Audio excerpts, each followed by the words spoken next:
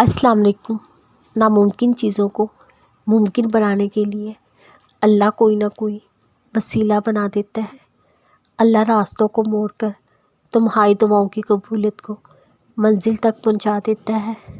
دعائیں اگر دل سے مانگی جائیں تو مقدر بدل جاتا ہے۔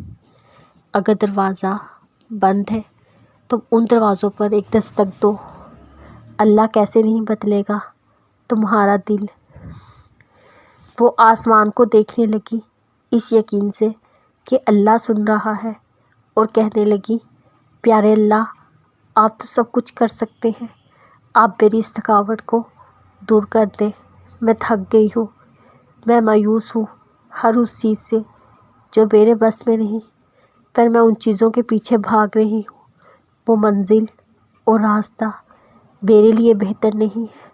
پیارے اللہ، آپ تو بہتر کو بھی بہترین بنا دیتے ہیں، پھر میری اس مایوسی اور تھکاوٹ کو دور کر دیں۔ آنکھوں میں نمی اور اداسی بھری ایک لمبی سانس لیتے ہوئے کہہ رہی تھی، پیارے اللہ، مجھے بہترین سے نواز دیں۔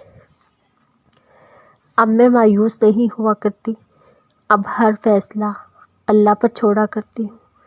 جب سے تھاما ہے ہاتھ اللہ کا، اب اپنی ہر دعاؤں میں اللہ کو ہی مانگا کرتی ہوں۔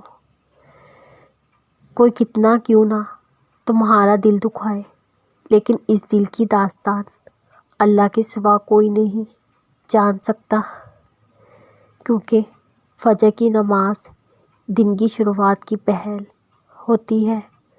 محبت تو یہ ہے اللہ کے سامنے سجدہ کر کے اپنے گناہ قبول کر لینا۔ محبت تو یہ ہے نیلے آسمان کو تکتے ہوئے اللہ کو یاد کرنا۔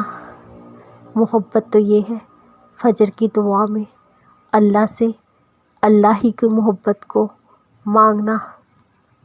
محبت تو یہ ہے سردی میں ٹھنڈے پانی سے وضو کر کے اللہ کے سامنے سجدہ کرنا۔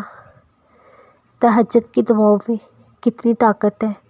تہجد کی دعا اتنی طاقتور ہے، وہ آسمان کے پار جاتے ہی اللہ سے اپنی بات منوا لیتی ہے۔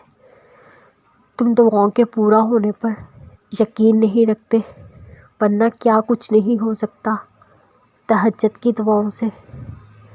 اور پھر جب اللہ سے محبت ہو جائے، اللہ ہر جگہ ہر چیز میں نظر آتا ہے۔